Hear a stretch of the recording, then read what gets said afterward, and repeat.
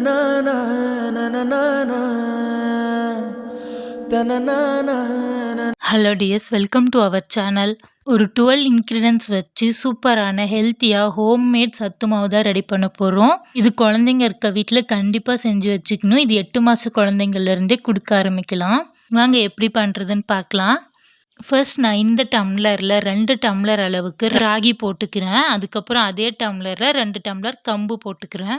இதில் தண்ணி விட்டு நல்லா தூசி போகிற அளவுக்கு 4-5 டைம் வாஷ் பண்ணிட்டு அப்புறம் தண்ணி ஊற்றி ஒரு 12 மணி நேரம் ஊற வச்சுக்கலாம். ஒரு 12 ஹவர்ஸ் ஊறினதுக்கப்புறம் அதில் கல் மண் ஏதாச்சும் இருக்கான்னு க்ளீன் பண்ணிவிட்டு தண்ணியை ஃபுல்லாக வடிச்சிட்டு ஒரு காட்டன் துணியில் போட்டு நல்லா டைட்டாக சுற்றிக்கலாம். இப்போ இதை ஒரு 2 நாளைக்கு முளை கட்டணும். அதுக்கு ஒரு இட்லி பாத்திரத்தில் இதை போட்டு மூடி வச்சுக்கலாம். அது கூட கொண்டைக்கடலை, இந்த கப்பில் 1 கப் அளவுக்கு கொண்டைக்கடலை எடுத்து நல்லா ரோஸ்ட் பண்ணிக்கலாம். ஒரு பேனை நல்லா ஹீட் பண்ணி சிம்மில் வச்சுட்டு ஃபுல்லாக வறுத்துக்கலாம். ஒரு 4லேருந்து 5 நிமிஷம் வரைக்கும் ரோஸ்ட் பண்ணிவிட்டு இப்போ வேறு தட்டில் மாற்றிக்கலாம். இப்போது அதே பேனில் ஜவ்வரிசி 1 கப் ஆட் பண்ணிக்கலாம். அதுவுமே ஒரு 4 to 5 மினிட்ஸ் நல்லா ரோஸ்ட் பண்ணிவிட்டு அதுக்கப்புறம் வேறு பிளேட்டில் மாற்றி ஆற வச்சுக்கலாம். இப்போ 1 கப் அளவுக்கு சோயா ஆட் பண்ணி நல்லா ரோஸ்ட் பண்ணிக்கலாம். எல்லாமே அடுப்பு சிம்மில் வச்சுட்டு ஒரு 4-5 நிமிஷம் ஃப்ரை பண்ணி எடுத்துக்கணும். இப்போ கோதுமை 1 கப் ஆட் பண்ணியிருக்கேன். அது ஃப்ரை ஆனது வேறு பிளேட்டில் மாற்றி ஆற வச்சுக்கலாம். கருப்பு உளுந்து 1 கப் ஆட் பண்ணியிருக்கேன். கருப்பு உளுந்து இல்லைன்னா வெள்ளை உளுந்து எது இருந்தாலும் சரி 1 கப் ஆட் பண்ணிக்கலாம். அதுவுமே நல்லா ஃப்ரை ஆனதுக்கப்புறம் வேறு பிளேட்டில் மாற்றிட்டு பச்சை பயிறு 1 கப் போட்டு ரோஸ்ட் பண்ணிக்கிறேன்.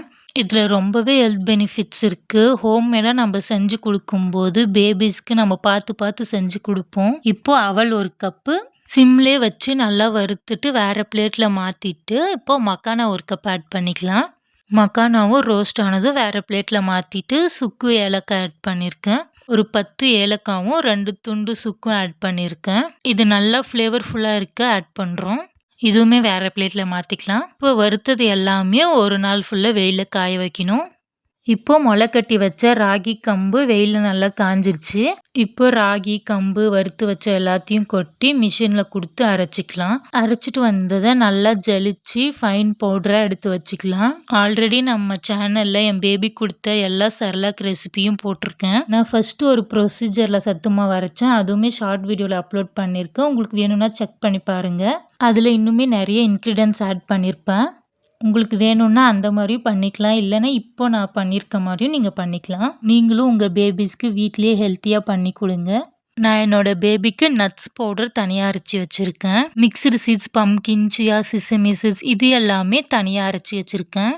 பொட்டுக்கல்ல, மக்கானா, அவல், ஓட்ஸ் இதெல்லாம் போட்டு தனியாக அரைச்சி வச்சுருக்கேன். இல்லை நட்ஸ் பவுடரில் 1 ஸ்பூன், செர்லாக்கில் 1 ஸ்பூன், சத்து மாவில் 1 ஸ்பூன் போட்டு கலக்கி கஞ்சி மாதிரியும் காய்ச்சி கொடுக்கலாம். அதனால எல்லாமே ஒன்றா போட்டு அரைக்காமல் தனித்தனியாக அரைச்சி வச்சுக்கலாம். நமக்கு தேவையான அளவு மட்டும் கொஞ்சம் வெளியே வச்சுக்கிட்டு மீதி ஃப்ரிட்ஜில் ஸ்டோர் பண்ணி வச்சுக்கலாம். இதை எப்படி பேபிஸ் கொடுக்கணும்னு சொல்கிறேன். ஒரு 2 டேபிள் ஸ்பூன் இந்த பவுடர் எடுத்துக்கிட்டா அது கூட நல்லா தண்ணி விட்டு தண்ணியாக கரைச்சிட்டு அடுப்பில் வச்சு நல்லா கைவிடாமல் கிளறிக்கலாம். எப்படி நம்ம ராகி கூழ் பண்ணுறோமோ அதே மாதிரி தான் இதுவுமே.